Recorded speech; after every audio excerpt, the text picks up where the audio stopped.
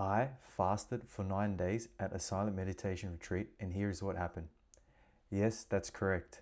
I fasted for 220 hours. It's not for the faint-hearted, and definitely I wouldn't recommend it unless you have experienced in fasting. So what happened exactly? I committed myself to a 10-day silent meditation retreat in Aotearoa, which is New Zealand, just 1 hour north of Auckland, out in the Ngāhere, in the forest. Total bliss, cut off from the rest of the world. They confiscate your telephone, you have no devices, no access to even a piece of paper, books, nothing. It is just you and the silence and your mind. And you'll be surprised with the things that will actually come up for you. You start off with a 4 a.m. wake up call. 4:30 you meditate. You wake up in that process. You could be asleep. Some people slept in, and it was honestly a struggle because I thought it was going to be warm like Australia. It was actually much colder, and I only brought one jumper with me. And honestly, the things that come up, it is the hardest thing I've ever done. This is the second time I've done it, and I decided to fast even more. The previous time I fasted as well for 7 days, and I just feel like it makes it much more deeper. All right. Now let's talk about the fast. Why did I do it? It wasn't for any vanity or superficial reason, but it was actually to give my body an opportunity to reset. I thought to myself, when would be the best time to actually not be under physical demand or stress? A silent retreat meditation, where it's just me in silence. It's not advised to go to do the meditation with a fast, but I really took advantage of that period of time. And those of you that know me, I'm into my astrology and numerology, and the period that I went into there was the 11th to the 22nd, 11/22. Those are two master numbers. And exactly a year ago, I did the same time frame, except they weren't offering in Australia. So I had to go to Aotearoa, and I was exploring that place as well. But it was such a spectacular scenery and environment, really thriving. Plus, we had the transition from the snake year to the fire horse. And those of you that don't know, the fire horse only comes around every 60 years. And depending on your placement, it can really shake things up.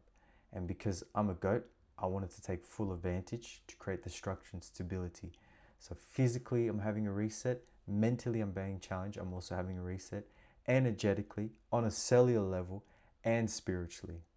I find my senses are much more heightened by 48 hours onwards. And we also had, I believe it was on the 17th or 16th, a full eclipse. So I didn't know anything that was happening to the outside world, just me and going deep within internally. And the things that came up, cravings for food that I had as a child going to school. My mother used to make ham sandwiches and stuff like that. I do not eat these things anymore. And it was just interesting, but I wouldn't have been able to access that without doing the fasting. So many things, different cravings. And craving is also a thing that we shouldn't have, because it's you seeking and wanting it. It could be a pleasurable feeling, a positive experience. Then your brain will fixate into a craving. If it is a negative experience, you go through aversion, you avert from it.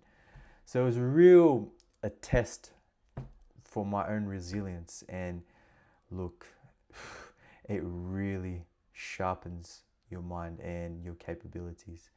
So I went in there at, I believe, 90 kilos. I came out, I weighed myself 3 days later after I've started eating, 3 days into it, was about 81.5. Now I am on 84. I'm doing a refeed. I'm doing a full reset. I'm starting a parasite cleanse. Once that's done, I'm going to start introducing more nutrient-dense foods depending on what's happening with my body, and the glycogen is going to fill up.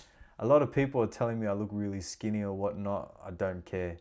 It was not about the superficial and what I look, but I really am content and I'm quite happy with the way I look. And it really was a challenge because the most I've ever done was 7 days. So this was an extra 9. I wanted to go for 10, but I felt like that was my ego and I didn't have to prove to anyone anything.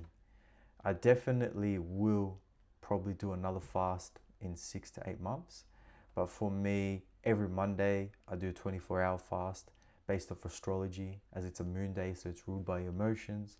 If you really want to put that to a test, you could also do a Saturday, which is ruled by Saturn, to see how disciplined you are.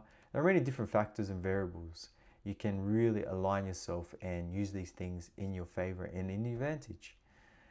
If you guys have any queries or suggestions or advice, wanting to know what I exactly did in the process for the fast, don't hesitate to reach out. You can DM me, whatever the case is, or even drop a comment below.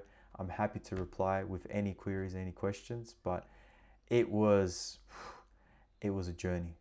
I can tell you that. And will I do it again? Probably not anytime soon, but it was really necessary and it just gave me that tunnel vision. I used it for a full life review, full reset, and I'm really looking forward to this year. 2026 is the year of the fire horse. So what are you guys doing? How are you setting the year?